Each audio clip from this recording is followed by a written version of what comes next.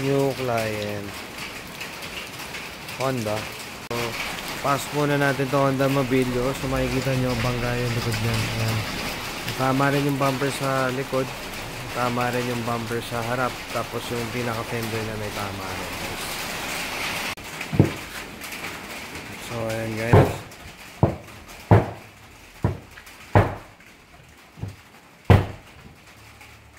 So guys, kung makikita nyo yung fender niya, lubog. Tapos ayan, kinalawang na kaagad. O kababangga lang yan, kinalawang na kaagad. Tapos yung bumper niya sa harap, ayan, gas-gas. Ayan, kinalawang na kaagad. So ayan, yun yung mga magagandang gawin sana. Is magawa kaagad yung mga nabangga kasi mabilis siyang kalawangin. Ang kakalasin natin, kaso problema lang natin. Mga loose thread na siya.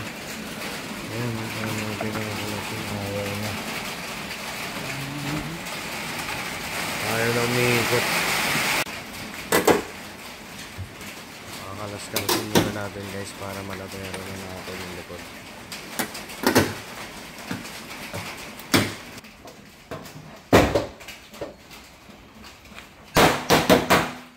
Okay, ayan, iangat na natin yung yung trunk na itong mobilyo. Tapos yan.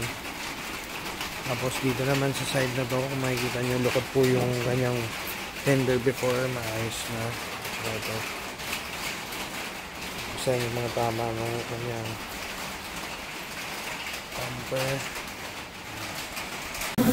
So guys, pinaprimer na po natin ng tailgate ng mobilyo.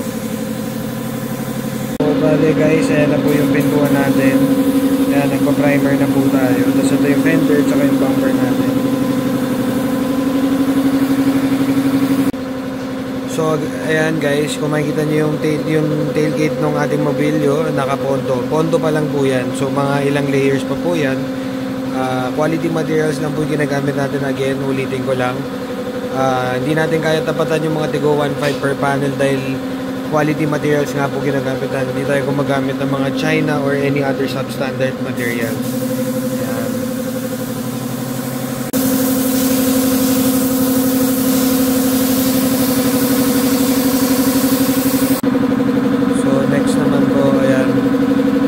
Bumper saka pintuan nyo.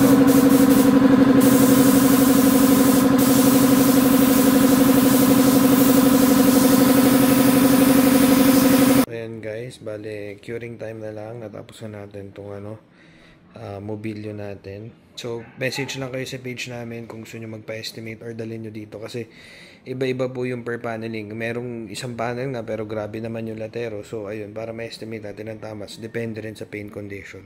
Okay, so guys, ito na po yung finished product natin. Bale, babuff na lang po natin yan. Wala na po yung kanyang bangga. Makita nyo, nalatero na po natin na maayos yan. Tapos ito naman po yung kanyang pintuan. Tapos yung kanyang fender. Yan yung bumper niya. So ayan, ayos na po natin yan guys. So ayan guys, kung gusto nyo magpa-estimate, pwede kayong pumunta dito sa shop. Pwede nyo i-Waze Banitech Auto Restoration Nova Branch. And quality materials lang po tayo, hindi po tayo kayang tumapat doon sa mga tigo 1.5 per panel. Meron na nga iba tigi 800 per panel.